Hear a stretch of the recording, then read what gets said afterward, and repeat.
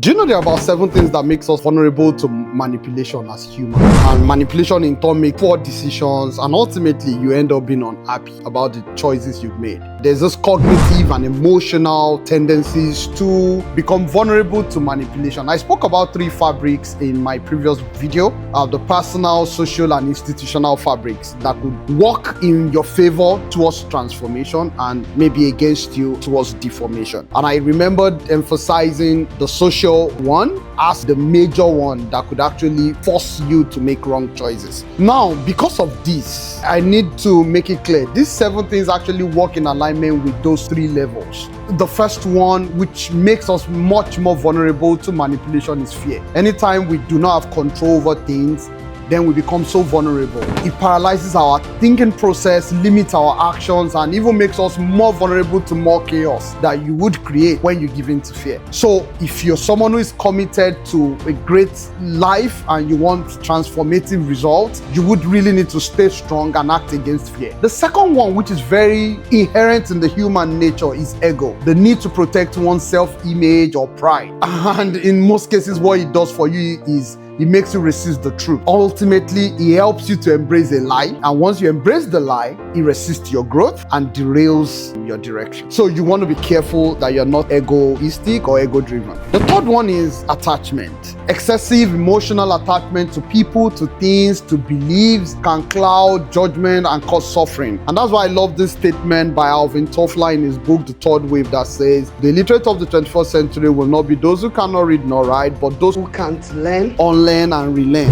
Your adaptability, flexibility to be able to continuously unlearn the things that you thought you were holding dearly to and then relearn newer truths, which you're discovering actually. It's an excellent skill that you need to have in this generation, especially because we live in a rapidly evolving world. So excessive emotional attachment could really make you very vulnerable to manipulation, especially if you have held onto a wrong system. The fourth one is desire. If you have unchecked desire for pleasure, for power, for money, for material things, it would often lead to greed, gluttony, dissatisfaction, ultimately. So this would expose you, it will make you vulnerable to be manipulated. So because of this, if you analyze the first 4 things I've mentioned, fear, ego, attachment, desire, if you analyze them, you would see why even leaders could be susceptible to manipulation from their followers, just for the followers to get their own gain and ultimately leave the leader hanging. If he's able to survive it, fine. If not. The fifth one is ignorance. We know that lack of self-awareness or understanding of the way the world works or the operationalization of the world system will make people get trapped in a limiting belief and behavior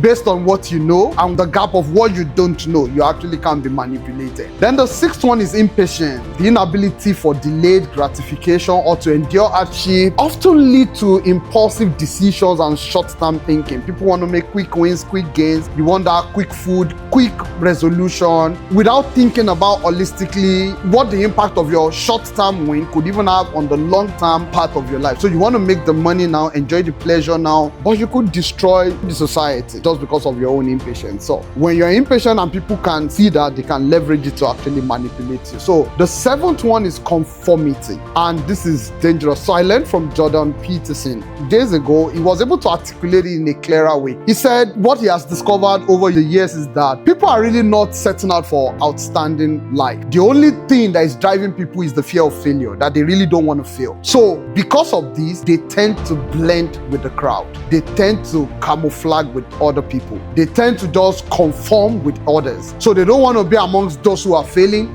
but they just want to move a little bit above failure. They are not setting out for outstanding achievement. This creates a very dangerous pathway, because once you blend with the crowd, once you conform with them, that means your value will conform, your logic will conform, your morality will conform, and it will ultimately lead to mediocre or poor choices. So you won't be able to blame life for giving you poor outcomes in the long run. So the 7th one, do not be conformed to the pattern of your society, your world, your environment.